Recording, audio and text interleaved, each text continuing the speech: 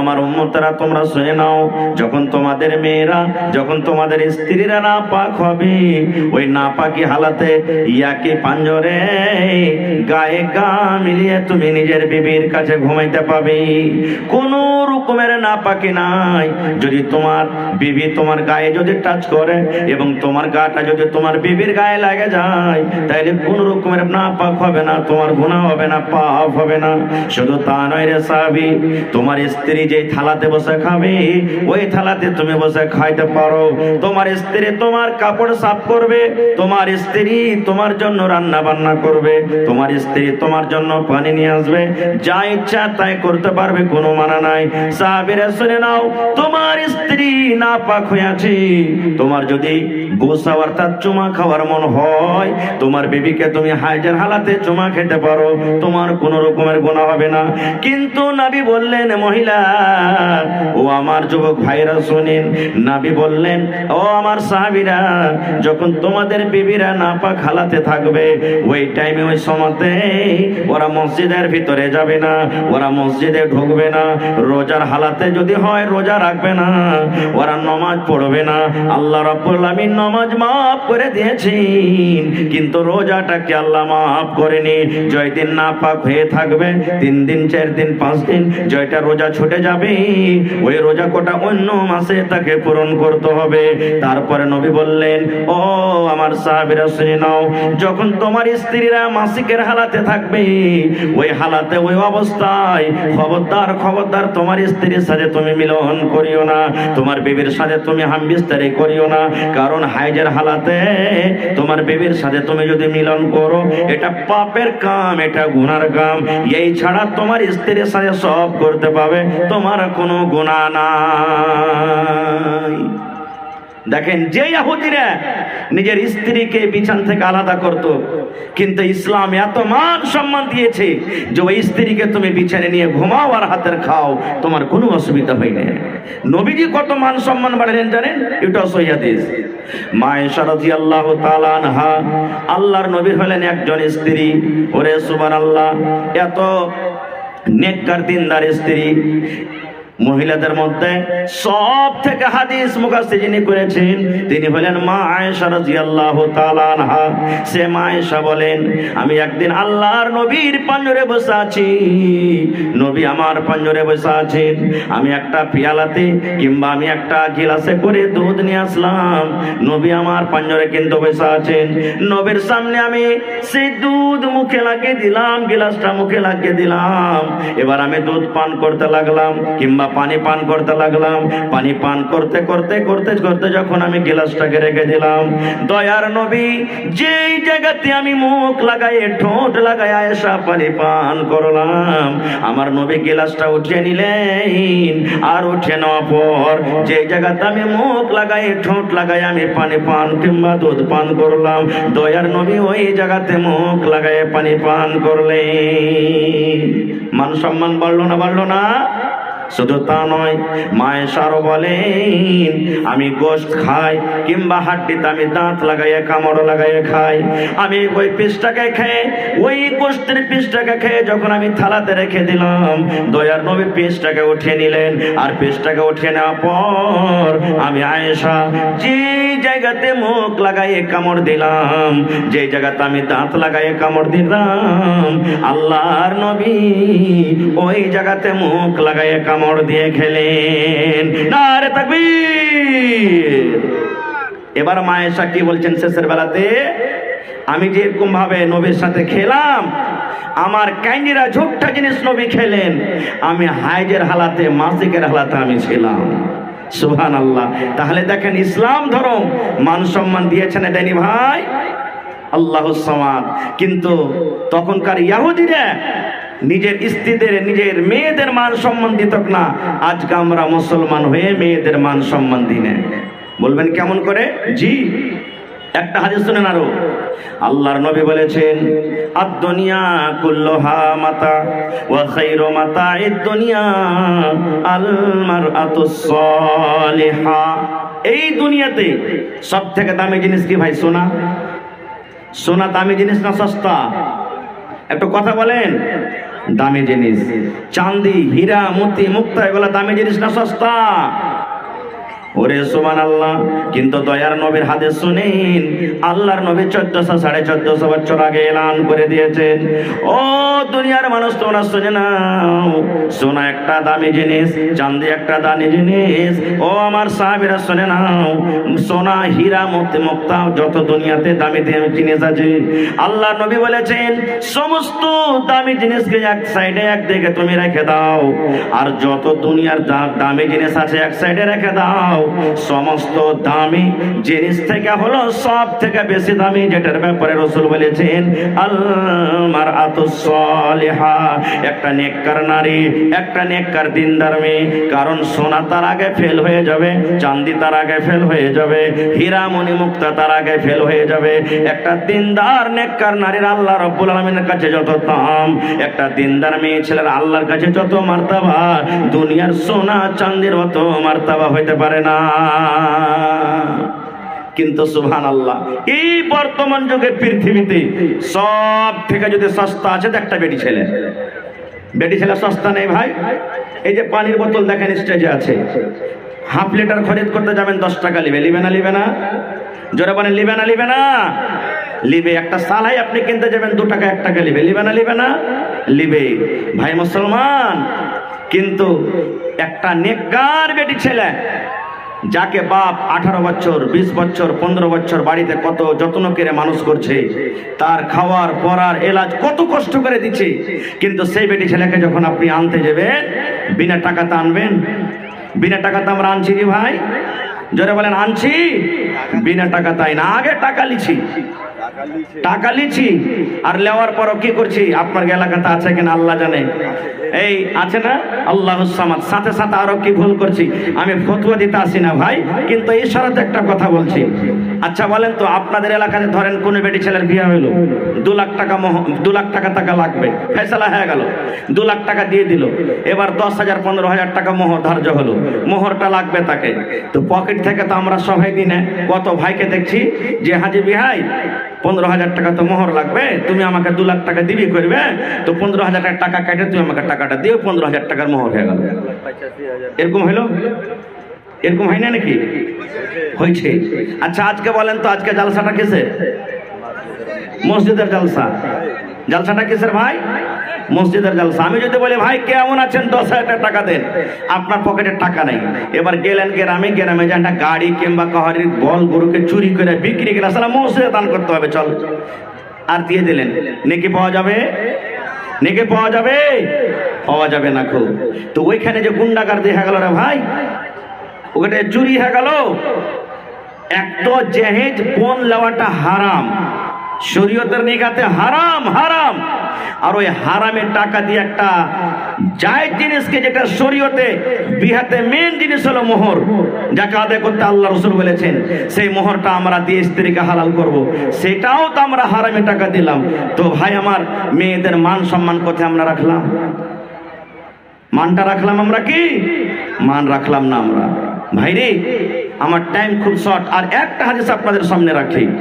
ভাই মুসলমান, আজ থেকে নিয়ে 1400-1450 বছর আগে মক্কার লোকেরা, মক্কা নগরে কেউ সবাই নাই, সব মানুষ খারাপ নয়, কোন মানুষ কি করত, নিজের বেটিকে, জিন্দা বেটিকে দফন করত।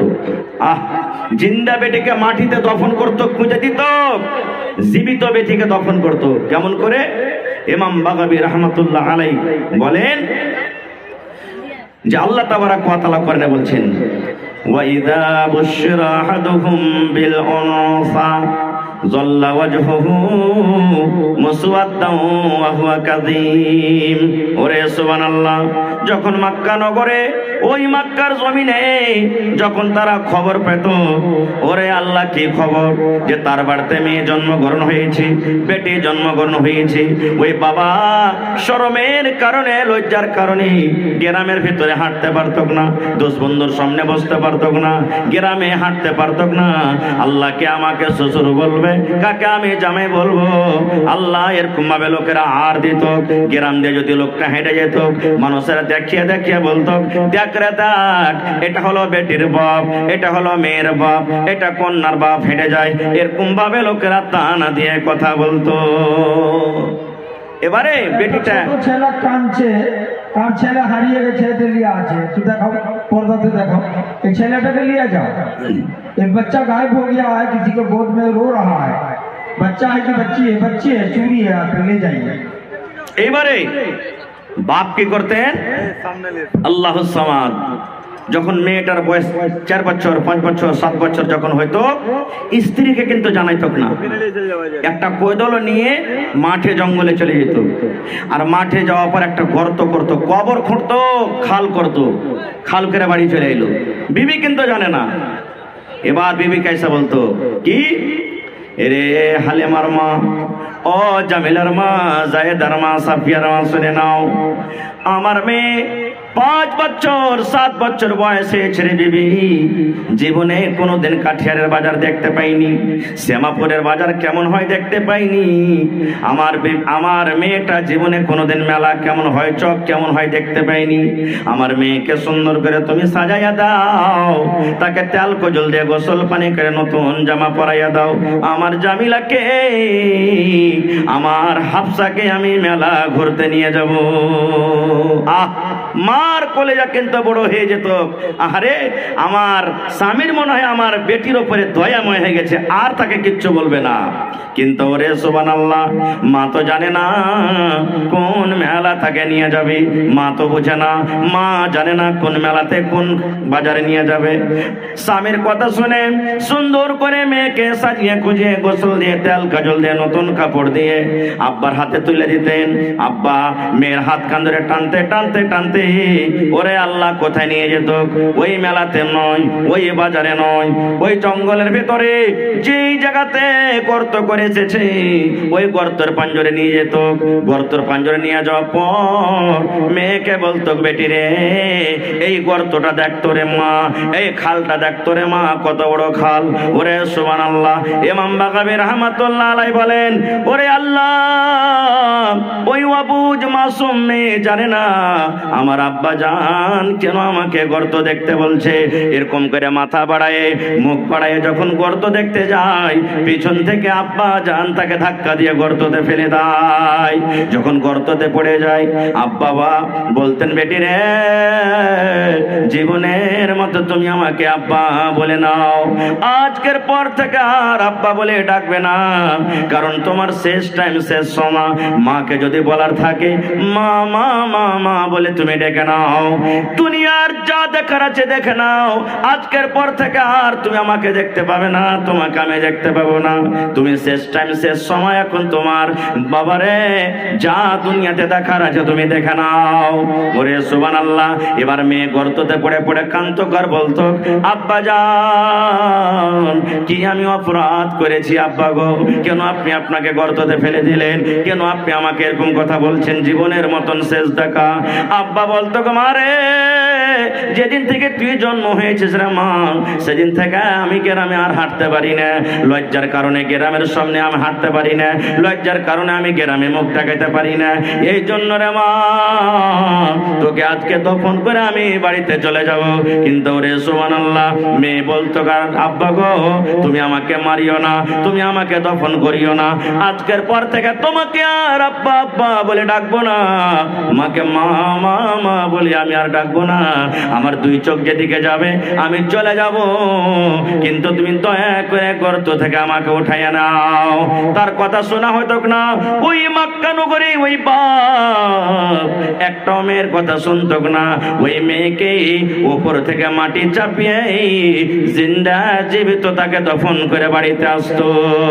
কিন্তু নবীজি কত তার মান সম্মান বাড়িয়ে দিলেন, মেয়েদের মান সম্মান কত নবী বাড়িয়ে দিলেন, মেয়েদের ফজিলত কত দিয়ে দিলেন। আল্লাহর নবী বললেন, ও বেটির বাবা, ও মেয়ের বাবা, তোমরা শুনে নাও, আল্লাহ রাব্বুল আলামিন তাকে দুইখানা মেয়ে দিয়ে আজমাইশ করেছেন। আল্লাহ রাব্বুল আলামিন দুইখানা বেটি দিয়ে যাকে পরীক্ষা করেছেন। ওরে সুবহানাল্লাহ, ও বেটির বাবা, তুমি খুশি হয়ে যাও, খুশি হয়ে যাও। আল্লাহর নবী বলেছেন, যার বাড়িতে মেয়ে জন্মগ্রহণ হয়েছে, ওই বাপ যদি মুখখানাকে ভারী না করে, ওই বাবার যদি মুখখানটা কালো না হয়ে যায়, ওই বাবা যদি আফসোস না করে, আল্লাহ কেন তুমি আমাকে মেয়ে দিয়েছো, আল্লাহ ছেলে কেন দাওনি, হাসি মুখে আল্লাহ যেটা দিয়েছে আল্লাহর হাজার হাজার শুকর। ওই মেয়ের লালন পালন করে, মেয়েকে বড় করে, যতদূর পারলো শিক্ষা দিয়ে, ভালো ঘর ভালো পর দেখে তার যদি বিয়ে লাগিয়ে দিতে পারে, আল্লাহর নবী বলেছেন, ও মেয়ের বাবা, আর আমি নবী জান্নাতের ভিতরে যাব রে, জান্নাতের ভিতরে যাব। ওই বেটির বাবা, আর আমি নবী জান্নাতের ভিতরে যাব। কত দূরে দূরে থাকবো জান্নাতের ভিতরে, জান্নাতে গিয়ে কত দূরে দূরে থাকবো। দয়ার নবী এই দুটা অঙ্গলকে ইশারা করে বললেন, ও আমার উম্মতরা শুনে নাও, ও আমার সাহাবীরা তোমরা শুনে নাও, এই দুটা লোক যেমন পাশাপাশি হয়ে আছে, এই দুটা লোক যেমন পাঞ্জরে পাঞ্জরে হয়ে আছে, আমি নবী আর ওই মেয়ের বাবা জান্নাতের ভিতরে পাশাপাশি থাকবো। নারে তাকবীর! দেখেন কত মান সম্মান বাড়িয়ে দিলেন। তাহলে আমার মনে হয় এই মজলিসে যত মানুষ আছেন, প্রত্যেক মানুষের বাড়িতে বেটি আছে, আছে না নেই? জোরে বলেন, আছে না নেই? কাহরে একটা, কাহরে দুটা, কাহরে তিনটা, কাহরে পাঁচটা, এরকম ভাবে কত লোক এমন আছে একটাও আল্লাহ তাকে এখনো বেটি দেয়নি, শুধু বেটা। কত লোক এমন আছে যে একটাও বেটা দেয়নি, শুধু বেটি। এরকম মানুষ দুনিয়াতে আসে না নাই?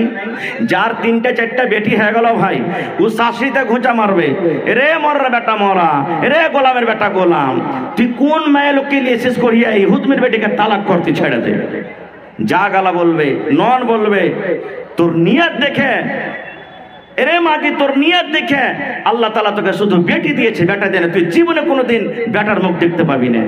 ভাইরে, আল্লাহ তাআলা কোরআনে সূরাতুশ শূরাতে বলছেন যে আমি আল্লাহ তাআলা যাকে ইচ্ছা করি বেটা দান করি, আমি আল্লাহ তাআলা যাকে ইচ্ছা করি বেটি দান করি, আমি আল্লাহ তাআলা যাকে ইচ্ছা করি বেটা বেটি দুটাই দান করি, আমি আল্লাহ তাআলা যাকে ইচ্ছা করি তাকে বাঁধ করে রাখি, একটাও সন্তান দিই না। তাহলে বেটি দেওয়ার মালিক কে ভাই? জোরে বলেন। বেটা দিয়েছেন কে? আল্লাহ। আর বেটা বেটি দুজনে দিয়েছেন কে?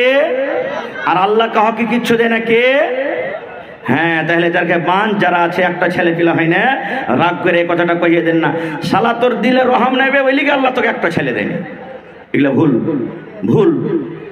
আর ভাইরাকে বলবো, যার বাড়িতে বেটি হয়েছে, যে স্ত্রীর পেট থেকে, তাকে গালি দিবেন না। আর একটু কথা বলে দিই, 1 মিনিটে লম্বা ঘটনা, ওদিকে যাব না। মারিয়ামের মা হান্না, মারিয়ামের মা হান্না নজর মেনেছিলেন, আল্লাহ আমার পেটে সন্তান, আল্লাহ আমার পেট থেকে যদি সন্তান হয়, আসলে ওর নিয়ত ছিল ছেলে যদি হয় আমি মসজিদে দান করে দেবো, ওয়াকফ করে দেবো, দান করে দেবো মসজিদে। কিন্তু যখন সন্তান হইল, ছেলে হইল, তখন ছেলে না হয়ে মেয়ে হয়েছে, মেয়ে। আফসোস করছেন, আল্লাহ আমি তো ছেলের আশা করেছিলাম, কিন্তু মেয়ে হয়ে গেল। মেয়েকে মসজিদ আল্লাহ কেমন করে রাখবো, কেমন করে মসজিদে যাবে আল্লাহ, মেয়েকে কেমন করে মসজিদের ভিতরে রাখবো, আফসোস করতে লাগলেন। আল্লাহ রাব্বুল আলামিন তখন বলছেন, ও হান্না তুমি শোনো রে, ও হান্না তুমি শুনে নাও, তোমার মেয়ে হয়েছে, তুমি চিন্তা করিও না, আফসোস করিও না হান্না রে, তুমি চিন্তা করিও না, কারণ এটার নাম তুমি রাখো মারিয়াম, তোমার পেটের নাম তুমি রাখো মারিয়াম। তোমার এই মারিয়াম দুর্গাপুরে যে মারিয়াম আছে ওই মারিয়ামের মতন নয়, কাঠিয়ারে যে মারিয়াম আছে মারিয়ামের মতন নয় রে, পূর্ণিয়া জেলাতে যে মারিয়াম আছে মারিয়ামের মতন নয়, তোমার এই মেয়ে মারিয়াম হলো আলাদা। তাহলে আমি বলার উদ্দেশ্য হলো এই যে যদি মানুষের হাতে যদি থাকতো যে আল্লাহ বেটা দাও, তো মারিয়াম না হয়ে মারিয়ামের জায়গাতে মারিয়ামের ভাই হতো, হতক না, হতক না ভাই? জোরে বলেন, হতক না, হতক না?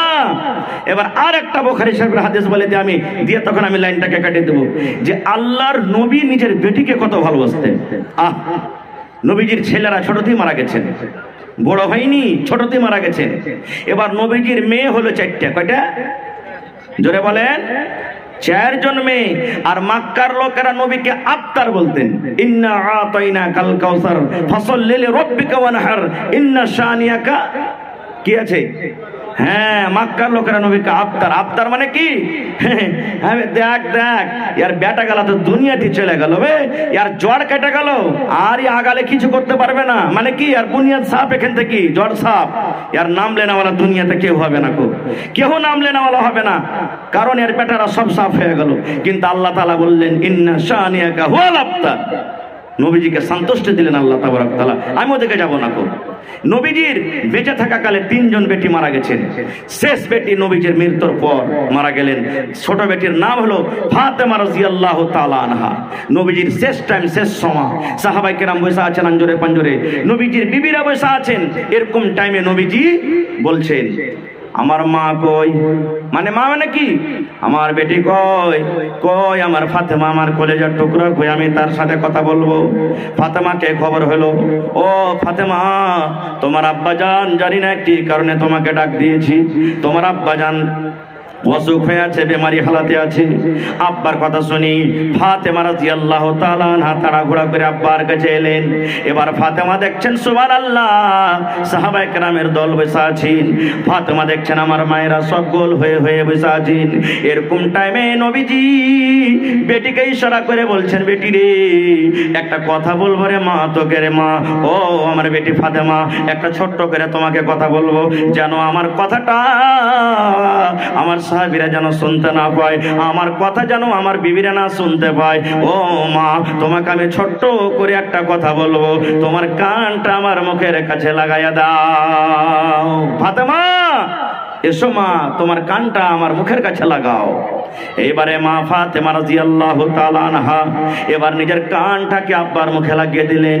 দয়ার নবী ছোট্ট করে আস্তে আস্তে করে কোন এমন কথা বললেন, কথা বলতে না বলতে সুবহানাল্লাহ মা ফাতেমার চোখ দিয়ে ঝরঝর ঝরঝর ঝরঝর করে পানি ঝরতে লাগলো।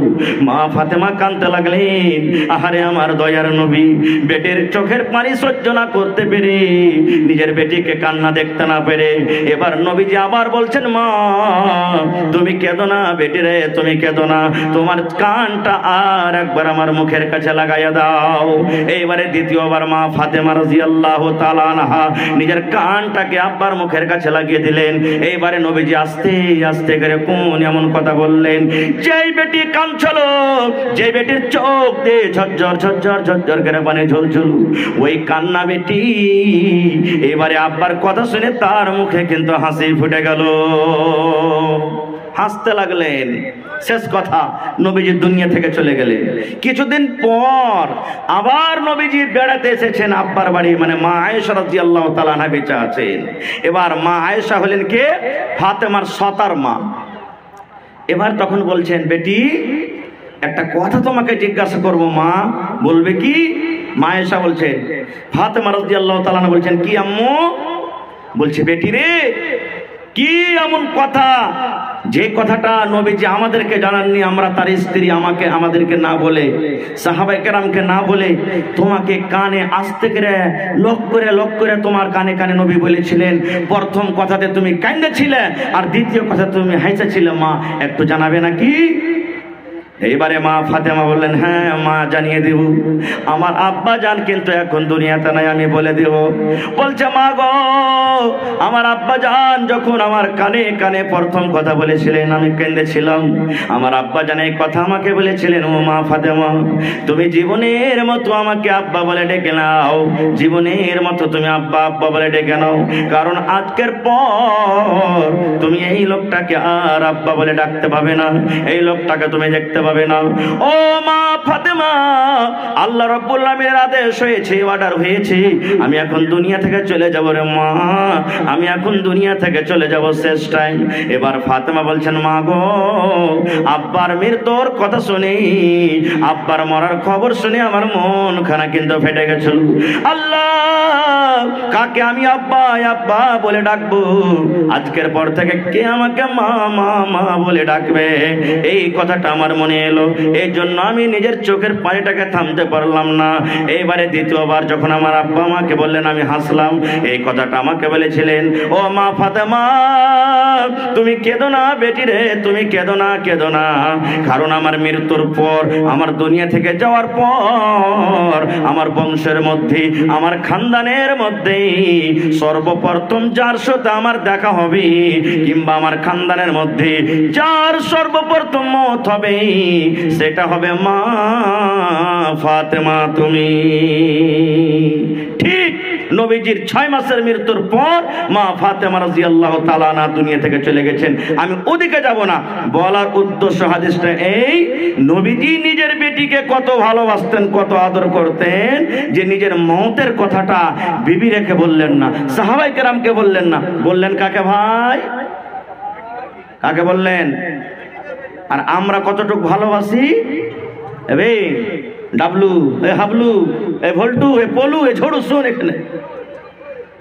ওই মাঠের যত জমিন গালা আছে, যেগুলাতে ফসল হয় না, দগা টগা, ওগুলো একটাও তোরা লিবি না কেহু। আর যত রোডের কান্দাতে একবারে ন্যাশনাল হাইওয়েতে হয়ে গেলা আছে, সব তোর নামে লক্ষ্য করে দিই চল।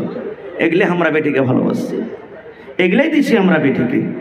এমন কথা বলছি, বাক্সতে 5 লাখ টাকা আছে, খবরদার তোর কোনো বহিন জানতে না পারে, মরে যাব, তালা চাবি থাকলো, তোরা 3-4টা ভাই ভাগ করে নিস। ভাইরে, এরকম আমাদের মহব্বত আদর। আর একটা হাদিস বলি, এই যে মসজিদের জালসা আজকে, কিসের জালসা ভাই? জোরে বলেন, কিসের জালসা? মসজিদে দান করে নেকি পাওয়া যাবে না? পাবে না? পাওয়া যাবে। বুখারী শরীফের হাদিস, আল্লাহ নবীর জামানাতে মসজিদে নববীতে একটা মহিলা ঝাড়ু দিত। होटल में खाना सस्ता कर दिया गया है, 100 रुपया प्लेट का 60 रुपया कर दिया गया है। जिनको खाने की जरूरत है जरूर खा के जाए, खाना खराब ना करे, खाना बच जाएगा तो मस्जिद का पैसा बेकार जाएगा। इसलिए आप हजरात 100 रुपया की जगह 60 रुपया करके देखिए, सब लोग खा के जाए, भूख ना भी लगी हो तो मस्जिद की मोहब्बत में खा लीजिएगा। এবারে মসজিদে ঝাড়ু দিত। এখন বর্তমান জমানাতে আমি একটা মৌলভী সাহেব মানুষ, আমি একটা হাজী সাহেব মানুষ, আমি একটা নেতা মানুষ, হ্যাঁ, মসজিদে ঝাড়ু দেব? আচ্ছা বলেন, আমরা যতই বড় হয়, সাহাবীর থেকে বড় হইতে পারবো? জোরে বলেন, পারবো? কারণ আল্লাহ তাদের ব্যাপারে বলছেন, রাদিয়াল্লাহু আনহুম ওয়া রাযু আনহু। এত বড় আল্লাহ তাআলাকে খুশখবরি